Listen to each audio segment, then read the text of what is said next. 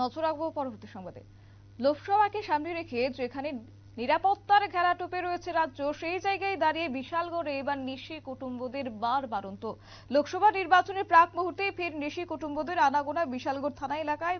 মঙ্গলবার রাতে হরিশনগর এলাকায় এক ব্যক্তির বাড়ি থেকে এক গবাদি পশু চুরি ঘটনায় বিশালগড় থানা এলাকায় নৈশকালীন নিরাপত্তা নিয়ে প্রশ্ন উঠতে শুরু করেছে। তবে যেমনটা জানা গেছে যে মঙ্গলবার গভীর রাতে বিশালগড় থানাধীন হরিশনগর এলাকায় পরিমল দেবনাথের বাড়ি থেকে 4টি গবাদি পশুর মধ্যে একটি গবাদি পশু চুরি করে নিয়ে যায় চোরের দল। বুধবার সকালে ঘুম থেকে উঠলে বাড়ির লোকজনদের নজরে আসে চুরির ঘটনাটি। পরে খবর দেওয়া হয়েছে বিশালগড় থানায় এবং পরিমল দেবনাথ জানায় গবাদি পশুর প্রতিপালন করে তাদের সংসার চলত, কিন্তু গরুটি চুরি হয়ে যাওয়ায় এখন বিপাকে পড়তে হচ্ছে তাদেরকে। তাই প্রশাসনের দৃষ্টি আকর্ষণ করে তার গরুটি উদ্ধার করে দেওয়ার জন্য অনুরোধ জানিয়েছেন। কি বলছেন তিনি, বিস্তারিত শুনবো।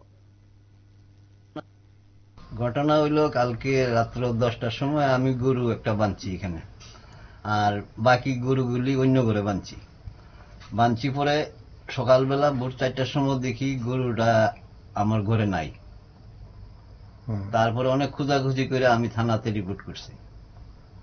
কয়টা গরু আসলো আপনার? টোটাল 4টা গরু আছিল। টোটাল 4টা গরু আসলো, এর মধ্যে একটা লেগেছে? একটা নাই। আপনি কি মানে গরু পাইলে সেই সংসার প্রতিপালন করেন নাকি? গরু পাইলে এই সংসার, গরুর উপরে আবার নির্ভর। কত হইব দাম যে গরু নিচ্ছে চুরি করে? 40,000 টাকা। কি নাম এই জায়গাটার? এটা হরিশনগর 1 নম্বর ওয়ার্ড। আপনার নাম? পরিমল দেবনাথ।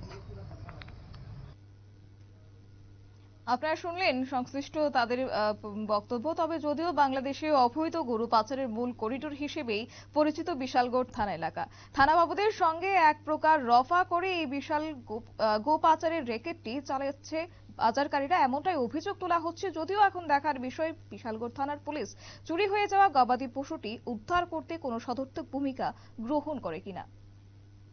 নিয়ে নিচ্ছে ছোট একটি বিজ্ঞাপন বিরতি, সঙ্গে থাকুন।